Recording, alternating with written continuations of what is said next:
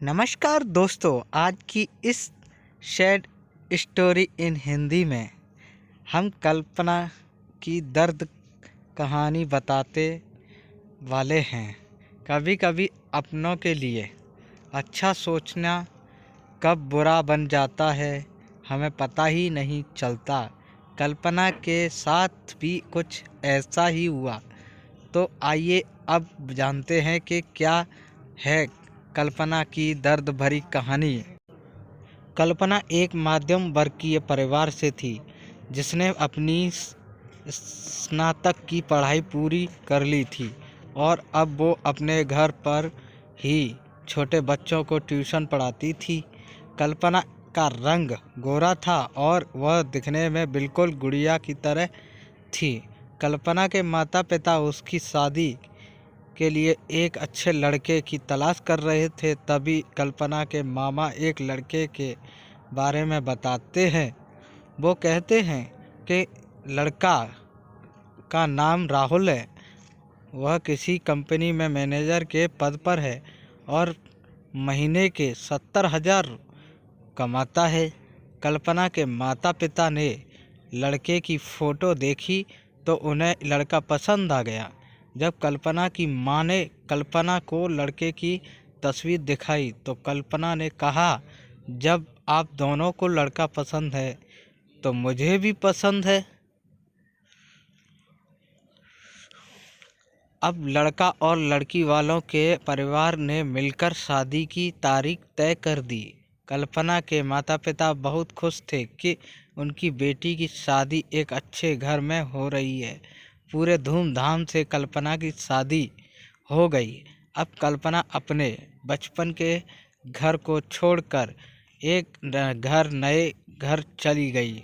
कुछ दिन तो कल्पना को अपने माता पिता और अपने घर की बहुत याद आई। कल्पना की शादी के अब महीने बीत गए थे। अब उसके पति राहुल अपने पहले जैसा व्यवहार कल्पना के साथ करता था। कल्पना से वह चिड़ा सा रहता था। राहुल जब अब ना पहले जैसा कल्पना को प्यार करता और ना ही उसकी बातों को मानता।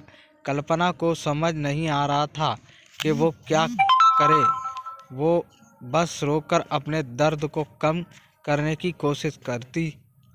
एक दिन कल्पना को पता चला कि राहुल सिगरेट पीने के बहाने छत पे जाता और किसी लड़की से बात करता है।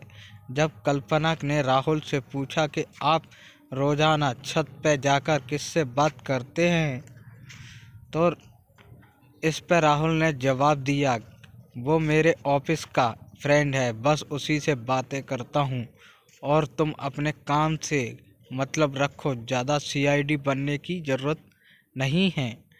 होली का दिन था। राहुल के कुछ दोस्त उसके घर आए थे। सभी ने घर पर पार्टी किया।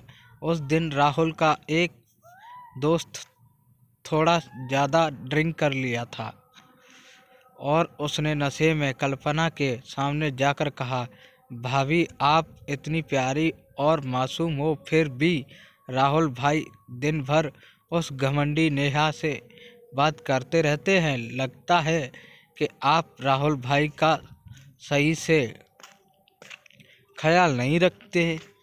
यह सुनकर कल्पना का शक अब हकीकत बन चुका था।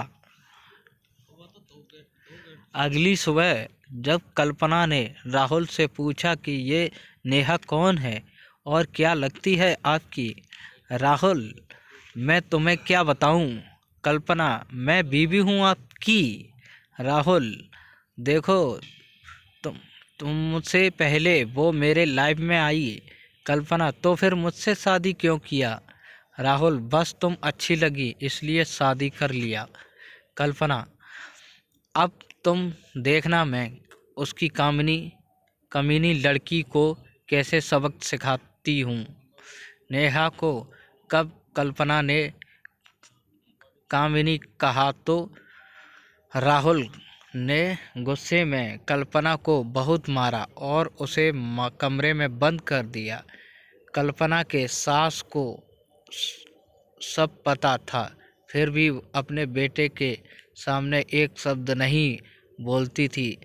शाम को जब राहुल आया तब उसने रूम का दरवाज़ा खोला। उस दिन कल्पना की तबीयत खराब हो गई, फिर भी उसी हालत में उसने खाना बनाया। कल्पना ये सारी बातें अपनी माँ को बताना चाहती थी, लेकिन चाहकर भी वह नहीं बता पा रही थी, क्योंकि वह जानती थी कि अगर उसके माता पिता को ये सब पता चलेगा तो वह परेशान हो जाएंगे। राहुल अब कल्पना के साथ नौकरानी जैसा व्यवहार करने लगा, छोटी छोटी बातों पे उसे मारता। कल्पना अब धीरे धीरे डिप्रेशन का शिकार होने लगी। उसके दिमाग में गलत गलत ख्याल आने लगे। अब ना वो समय से पे खाना खाती और ना ही किसी से बात करती थी।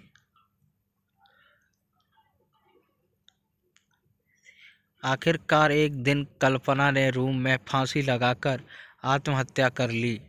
कल्पना ने आत्महत्या का कारण किसी को नहीं बताया, लेकिन उसके सास को बता था कि यह दूसरे तरह कल्पना के माता पिता का रो कर बुरा हाल हो गया। कल्पना की मां ने पुलिस को आत्महत्या कारण के उसके ससुराल वालों को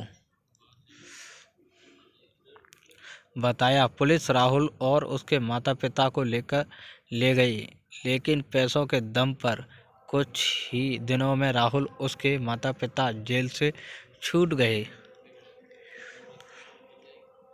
जीवन में अक्सर अच्छा दिखने वाला इंसान अच्छा नहीं होता, उसके अंदर कहीं न कहीं बुराई छुपी होती है और वही बुराई किसी की जिंदगी को बर्बाद कर देती है। कुछ ऐसा ही कल्पना के साथ हुआ। तो दोस्तों, आपको ये सैड स्टोरी इन हिंदी कैसी लगी, आप हमें कमेंट के माध्यम से बता सकते हैं। अगर आपको ये दर्द भरी स्टोरी पसंद आई हो तो इसे अपने दोस्तों के साथ भी शेयर करें। थैंक यू, धन्यवाद आप सभी का प्यार।